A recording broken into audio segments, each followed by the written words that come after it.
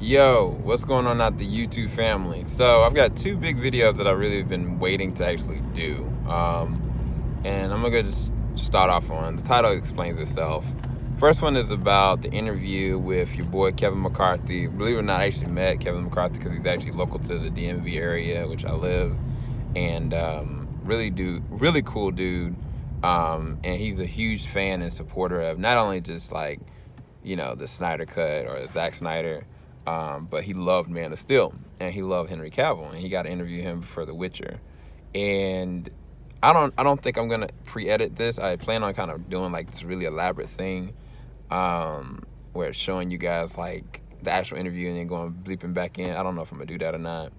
But to my comments on Henry Cavill, what he said about the proposed Snyder cut, man, forget that.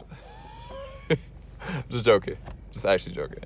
No, so I am not, nor will I ever fault Henry Cavill for his sentiment in that interview talking about Zack Snyder and his original vision for Justice League. And I'm gonna tell you why. And I don't think any of you guys should. This is actually probably one of the most important videos I want to make sure you guys share. I'm gonna even put the light on for it. Henry Cavill in 2013 was debuted at Superman, Man of Steel. And for the most part, a lot of people loved it. A lot of people think it's the best incarnation of Superman, but there's a lot of critics and a lot of people still thought it was not a good film. And he, from that point, never officially got an actual sequel. Like, what initially Zack Snyder had planned on doing was a sequel for Man of Steel, but Warner Brothers really wanted to get Batman in the fold. And so what was, I think, proposed, this idea of maybe having, like, Batman incorporated to the world in some capacity, or even, like, tying it into the Nolan films, got turned into Batman vs. Superman. Regardless of what you feel about it or not. This is not the time or place to even talk about it in this video. At the end of the day, he's had 3 excursions. Now, with his death, his existence has been talked about through all these different DC movies, including Suicide Squad, Aquaman, Wonder Woman, and whatnot. And he never really got to have his actual sequel. And what he's trying to advocate for, and his PR team trying to advocate for, is Warner Brothers to allow him to make another Superman film standalone, in the guise of what everybody else got to do. Like, Jason Momoa got to do it, Gal Gadot got to do it, but it all started really with Henry Cavill. Actually, even Ben Affleck would have gotten to do it, but that didn't happen. That didn't come to fruition, but technically they're still going to make the Batman with Matt Reeves and Robert Pattinson. Now, this is the difference with all of them and him, okay? Henry, yes, he was in Man of Steel, Batman vs. Superman, and kind of sort of Justice League, but really not. We know what happened with Justice League. But at the end of the day, everybody else that are all these other actors that have, supported Zack Snyder with the hashtag release the Snyder cut, all of them already have jobs. All of them already have contractual agreements with proposed sequels, okay? Now, he did great in Mission Impossible. He's done really good in other action-based movies. He's about to be in The Witcher, doing really good stuff. But as far as his footing with Warner Brothers in terms of his role as Superman, that's been in negotiation limbo for not just months, years, to the point that he's tried to raise, they've lowered, he's raised, vice versa, and he's yet to actually get any kind of natural footing. Now, I'm going to paint a picture for you so it'll make it a little bit easier for you. Ray Fisher got put to a situation where he, strong advocate for Zack Snyder, absolutely, because that's literally his biggest first film.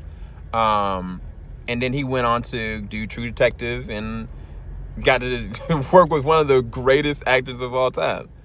Great stuff. And he actually could come back. Jason Momoa got his big splash through Zack Snyder, but now he has his own franchise that stands alone himself because his first franchise movie made $1 billion. Gal Gadot, been in tons of movies, but, got her debut in Batman vs. Superman, and her movie was still the best received film for the DCU at that time. And she's got her own franchise. She's got another movie in the pipeline. Ben Affleck, for better or worse, is an Oscar director. Oscar winner, 2-time, right? So that's not to undercut Henry Cavill. I'm saying that all these different people I listed, with the exception of your boy Ray Fisher, which I don't think he really, one way or another, it doesn't really bother him whether or not they get a Cyborg movie or not, or if he gets into you. He really just wants to allow people to see the movie that was his debut. He didn't get his movie debut. Your boy Henry Cavill did, and man, still, he just wants to be able to continue and progress the character. And all these other people, they've got footing. Ben Affleck's got footing with Warner Bros. Regardless, no matter what. Gal Gadot's got footing with Warner Bros. Regardless. Every single, now I say all that to say, even your boy Ezra Miller, he's attached to Fantastic Beasts, and he's still connected in a movie that has been in limbo for years.